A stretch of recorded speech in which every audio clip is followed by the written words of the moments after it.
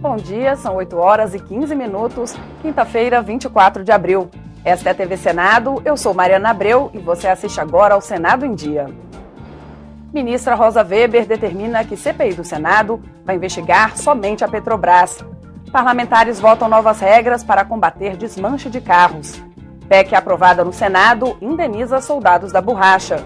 Exame da OAB é debatido esta manhã pela Comissão de Assuntos Sociais. E o plenário vai decidir entre 3 nomes para ver quem ocupa vaga de ministro do TCU.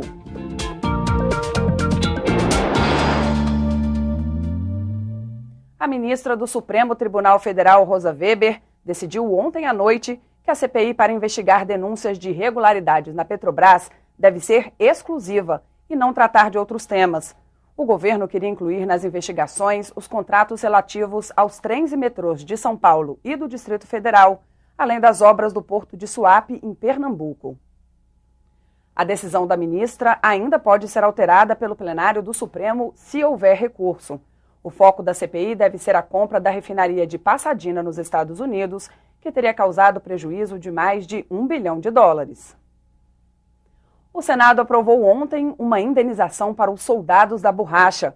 A proposta de emenda à Constituição tramitava no Congresso havia 12 anos.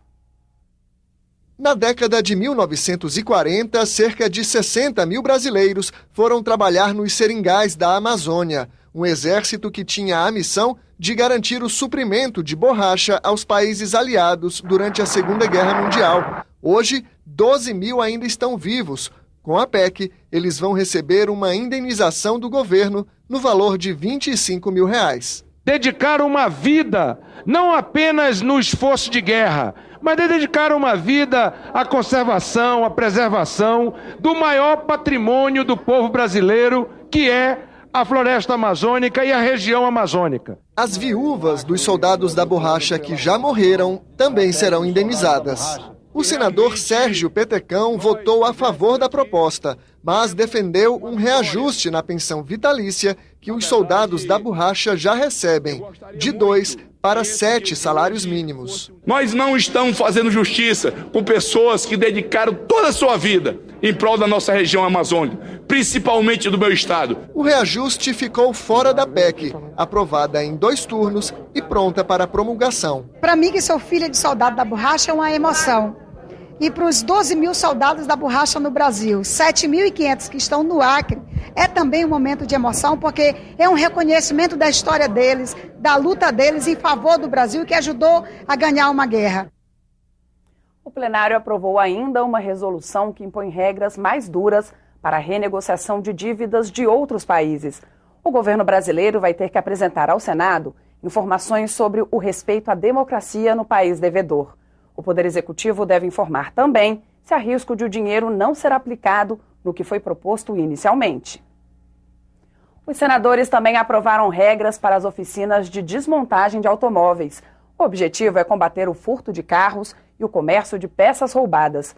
Para virar lei, o texto tem que ser sancionado pela Presidente da República.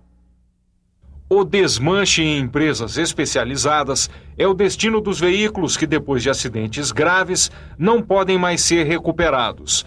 Uma atividade permitida pela lei. Aqui as peças serão reaproveitadas. A vantagem é que tem peças que não existem. Você vai aqui numa loja, na concessionária, comprar uma peça e ela não tem. Você tem que recorrer aos carros que vêm de fora, que a gente está aqui desmontando para poder vender as peças, porque realmente a reposição de peça é muito difícil.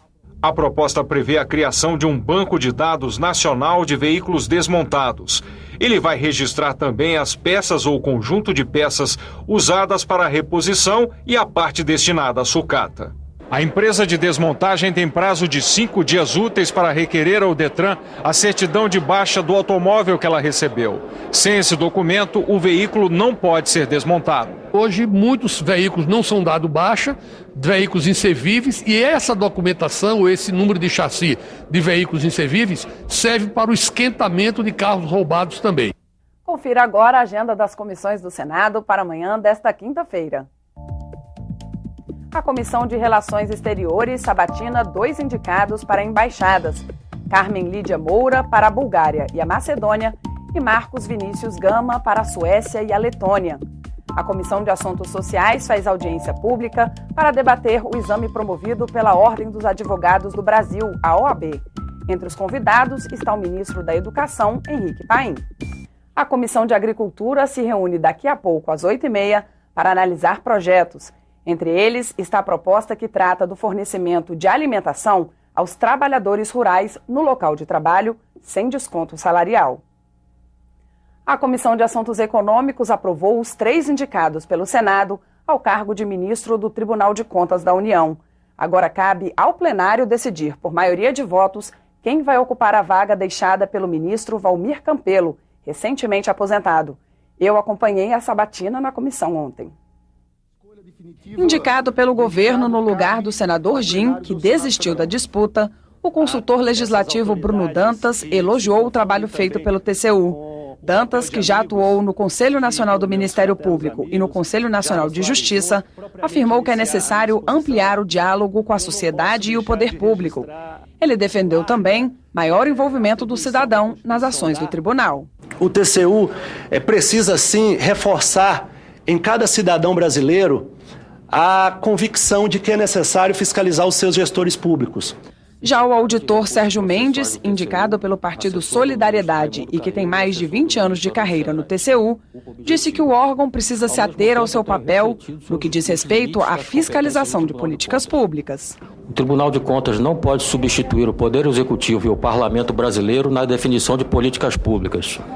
Não cabe ao Tribunal de Contas da União dizer o que é uma política ótima, mas apontar os erros das políticas adotadas. O terceiro sabatinado é uma aposta dos partidos de oposição. Consultor de orçamento do Senado, Fernando Moutinho já trabalhou como auditor do TCU durante 10 anos. Em seu discurso, ele afirmou que o compromisso dos ministros do tribunal deve ser com a lei e não com o partido que o indicou ao cargo. E falou dos desafios que o órgão enfrenta. Precisa manter um incisivo controle de legalidade, porque é a última instância administrativa de repressão dos riscos de corrupção. Muitas vezes é quase a única que consegue atuar. Ao mesmo tempo, a sua credibilidade acabou transformando em um destino preferencial do controle social, recebendo milhares de demandas diretas da cidadania. Após a apresentação inicial, os sabatinados responderam às perguntas dos senadores. Os parlamentares pediram que eles comentassem questões como a compra da refinaria de Passadina pela Petrobras, o regime diferenciado de contratação e as decisões do TCU que levam à paralisação de obras em todo o Brasil. Não é o controle que impede, que atrasa, que obstaculiza obras de infraestrutura de desenvolvimento. As intervenções que foram feitas no sentido de eventualmente paralisar obras, paralisar licitações, todas elas foram rigorosamente fundamentadas. Vamos falar da Petrobras. Na opinião dos senhores, está sendo bem conduzido na República Federativa do Brasil? O tribunal enfrenta da Petrobras o chamado sigilo comercial. A Petrobras se nega várias vezes a remeter ao tribunal dados por força no sigilo comercial. Substituiu-se a Lei 8666, que foi a lei das licitações, muito rigorosa, que era exatamente para prevenir os tais mal-feitos. Foi substituída pela RDC, Regime Diferenciado de Contratações, por conta dos grandes eventos esportivos, a Copa do Mundo. Agora se estendeu, abriu-se a porteira, abriu-se RDC para tudo. Quero saber o que difere. A Lei 8666 era incompleta, estava desatualizada, ela não servia. O RDC, o que fez comparativamente a esses dois mecanismos de forma de licitação de obras públicas? Quando se fala de RDC, a inversão de fases, né? Primeiro se fazer a avaliação de preço para posteriormente fazer a habilitação do licitante. Agora, é preciso nós termos muito cuidado quando se fala da segunda novidade da RDC, que é a contratação integrada, que pode significar, em última análise, uma dispensa, entre aspas, do projeto básico. 2 senadores do PMDB vão relatar as 2 propostas de leis orçamentárias da União. O senador Vital do Rego foi escolhido relator da LDO, que traça as diretrizes para os gastos do governo. Ela tem que ser aprovada no primeiro semestre legislativo. E o senador Romero Jucá será o relator do projeto do orçamento anual. Normalmente, ele é analisado antes do recesso de fim de ano. A Comissão de Assuntos Sociais aprovou a indicação de Simone Sanches Freire para diretora da Agência Nacional de Saúde Suplementar, ANS, e de José Carlos Moutinho para diretor da Agência Nacional de Vigilância Sanitária, Anvisa. Simone Sanches Freire é advogada e servidora de carreira da Agência Nacional de Saúde. José Carlos Moutinho é economista e trabalha na Anvisa há 14 anos. Os dois foram aprovados para as diretorias das agências reguladoras por 17 votos a favor e 1 contra. A Agência Nacional de Saúde regula o mercado com cerca de 1.500 operadoras de planos de saúde e 68 milhões de usuários. A gente tem que considerar que há 15 anos atrás, os contratos de plano de saúde podiam prever quantos dias alguém ficaria internado, e podia expressamente excluir coberturas, e a operadora tinha a liberdade de simplesmente rescindir o contrato quando aquele paciente se tornava excessivamente oneroso a ela. A regulação trouxe qualidade ao setor. O senador Eduardo Suplicy quis saber do indicado da Anvisa sobre estudos da agência reguladora para tratamentos utilizando-se a tradicional medicina chinesa. Houve uma decisão unânime, pelo que obtive a informação, pela qual a Anvisa, por 3 anos, acompanhará a utilização da medicina tradicional chinesa. Não que vá ter registro para produtos, mas sim para aqueles produtos que estão na farmacopeia chinesa, vai sofrer um monitoramento por 2 ou 3 anos, não vai haver necessidade de registro.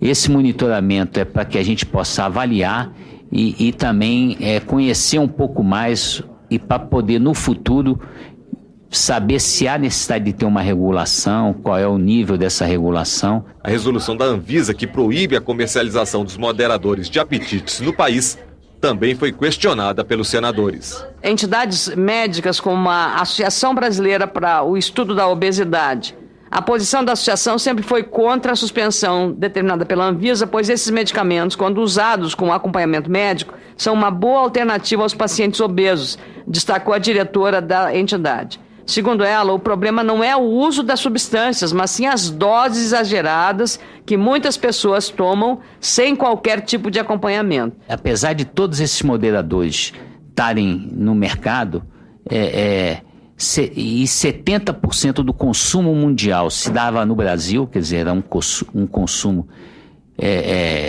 bastante elevado, a questão da obesidade não tinha melhora. Pelo contrário, no Brasil, a questão da obesidade hoje, como é nos grandes, é grave. A coleta seletiva e a inclusão social foram debatidas ontem na Subcomissão de Resíduos Sólidos. Catadores de materiais recicláveis estão preocupados. O prazo para acabar com os lixões do país está se esgotando, mas muitos ainda funcionam. De acordo com a Política Nacional de Resíduos Sólidos, agosto desse ano é o prazo final para a substituição de todos os lixões do país por aterros sanitários. A lei determina também que o lixo reciclável não será mais recolhido pelas empresas que fazem a coleta convencional, sob pena de multa. Só os dejetos poderão ser encaminhados para os aterros. E a coleta seletiva terá que ser implantada em todos os municípios brasileiros. A representante do Ministério do Meio Ambiente explicou a diferença entre rejeitos e resíduos. Rejeito é aquilo que não tem possibilidade, é o resíduo que não tem a possibilidade tecnológica ou econômica de ser reciclado, ser reaproveitado. Citada como exemplo na reciclagem de resíduos sólidos, Copenhague, na Dinamarca, levou 20 anos para conseguir reciclar 28% do seu lixo. Um processo que, segundo o representante da Associação Brasileira de Empresas de Limpeza Pública, precisa de canais permanentes de comunicação com a população. Essa questão da comunicação sobre como reciclar, como separar, onde levar o seu resíduo, ele tem que estar permanentemente presente. E isso nós não vemos em nenhum lugar aqui do Brasil. Preocupado com um possível adiamento do prazo para o fim dos lixões, o representante do Movimento Nacional dos Catadores de Materiais Recicláveis denunciou as péssimas condições de trabalho da categoria. Aqui são os milhares de toneladas de material reciclável retirada pelos catadores do lixo, mesmo sem ter coleta seletiva. Isso nas piores condições de trabalho. Nosso medo é que, se houver a prorrogação do prazo, a lei caia no esquecimento e vire mais uma lei sem ação efetiva. Essa questão dos catadores, basicamente, é algo que nasceu no Brasil. Da condição social que o Brasil tem e que efetivamente eles hoje são agentes fundamentais. E o Plano Nacional de Resíduos Sólidos teve a preocupação de contemplá-los, de inseri-los no processo do cumprimento da lei, mas também na busca da solução. Ficamos por aqui. No decorrer do dia, você acompanha outras informações nos boletins do Senado Agora.